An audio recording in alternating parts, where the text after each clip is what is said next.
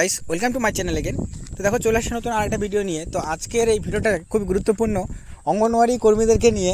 এখানে অঙ্গনওয়াড়ি কর্মীদেরকে নিয়ে যে আপডেটটি উঠে আসছে তার মধ্যে উল্লেখযোগ্য হচ্ছে অঙ্গনওয়াড়ি কর্মীদের প্রি প্রাইমারি নিয়ে, ঠিক আছে।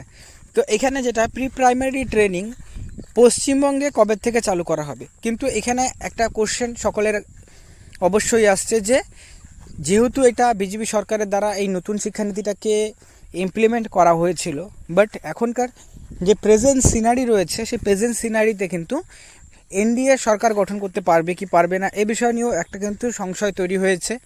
কারণ এই ক্ষেত্রে আমরা দেখেছি যে রিসেন্ট ভোটে মানে লোকসভা ইলেকশনসে কিন্তু কোনো পলিটিক্যাল পার্টিস কিন্তু সিম্পল মেজরিটি তারা পাননি, ঠিক আছে। তো সেই ক্ষেত্রে ইনকেস যদি এনডিএ সরকার মানে বিজেপি সরকার যদি সরকার গঠন করতে না পারে, তাহলে পরে কি এই যে প্রি প্রাইমারির কথা বলা হয়েছিল নতুন শিক্ষানীতি অনুযায়ী, তো এটা কি ইমপ্লিমেন্ট হবে? মানে বাকির যে রাজ্যগুলোতে ইমপ্লিমেন্ট হয়নি সেটা কি সেখানে ইমপ্লিমেন্ট হবে কি হবে না, এটা নিয়েও কিন্তু একটা কোশ্চেন অবশ্যই রয়েছে। কারণ আমরা দেখেছি যে বারবার আমরা খবরে এই বিষয়টাকে উঠে আসছে যে তোমাদের অগ্নিবীর বা আদার্স যে স্কিমগুলো সেন্ট্রাল গভর্নমেন্ট যেটার জন্য আমরা দেখেছি যে রীতিমতো প্রোটেস্টও হয়েছে, সেগুলো নিয়ে কিন্তু আবারও বিবেচনা করার কথা বলা হচ্ছে। কারণ যেহেতু এনডিএ সরকার পুরোপুরিভাবে মেজরিটি পায়নি, যার জন্য এই কীরকম ধরনের সমস্যাগুলো কিন্তু তৈরি হতে পারে।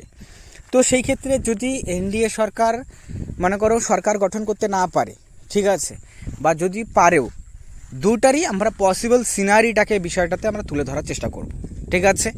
তারপর দেখব যে পশ্চিমবঙ্গে কবে চালু হতে পারে, ঠিক আছে। কারণ এখন এই ইলেকশনের রেজাল্টের পর কিন্তু পুরোপুরি যে সিনারিটা সেটা কিন্তু চেঞ্জ হয়ে গেছে, যার জন্য এই বিষয়গুলো অবশ্যই ডিটেলসে জানাটা কর্মীদের অবশ্যই দরকার, ঠিক আছে। তো অবশ্যই ভিডিওটি শেষ পর্যন্ত দেখবে, কারণ এখানে প্রেজেন্ট সিনারি অনুযায়ী কিন্তু তথ্যগুলোকে আমরা আলোচনা করব। তো দেখার পর যদি তোমাদের ভিডিওটা ভালো লাগে লাইক করবে, চ্যানেল নতুন থাকলে চ্যানেলটিকে সাবস্ক্রাইব করবে এরকম ভিডিওসগুলো সর্বপ্রথম পাওয়ার জন্য। তো চলো সমস্যা না করে মেন বিষয়টা ভিডিওতে আলোচনা করা যাক। তো দেখো প্রথমত যে বিষয়টা বলবো যে প্রি প্রাইমারি নিয়ে, তো প্রি প্রাইমারি যেটা সেটা কিন্তু সেন্ট্রাল গভর্নমেন্টের নতুন শিক্ষানীতি 2020 অনুযায়ী কিন্তু বলা হয়েছিল যে প্রত্যেকটি অঙ্গনওয়াড়ি কেন্দ্রগুলিকে প্রি প্রাইমারিতে পরিবর্তন করা হবে, ঠিক আছে। যার ফলস্বরূপভাবে পরবর্তী সময় আমরা বিষয়টাকে দেখি যে কিছু কিছু রাজ্য রয়েছে তারা এটাকে ইমপ্লিমেন্টও শুরু করে দিয়েছিল, ঠিক আছে। কিন্তু ইলেকশনে কি দেখা গেল যে কোনো পলিটিক্যাল পার্টি হচ্ছে মেজরিটি পায়নি।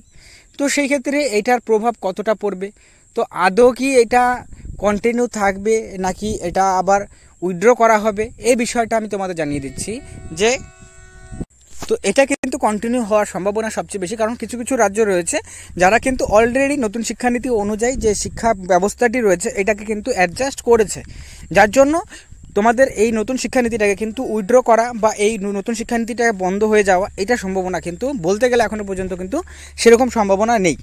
তো যে পলিটিক্যাল পার্টি আসুক না কেন এখানে কিন্তু এই চেঞ্জেসটা হওয়ার পসিবিলিটিসটা নেই, ঠিক আছে। আর নেই মানেটা হচ্ছে কি যে পসিবিলিটিসটা, ঠিক আছে, এখানে কিন্তু 100% বলা যাচ্ছে না যে সেটা হবেই না, এরকম না।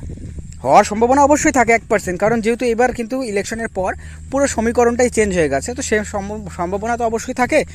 কিন্তু তার সত্ত্বেও আপাতত এটুকু জানা যেতে বলা যেতে পারে যে হ্যাঁ এটা হওয়ার সম্ভাবনাটা কম রয়েছে যে এটা বন্ধ হয়ে যাবে, ঠিক আছে।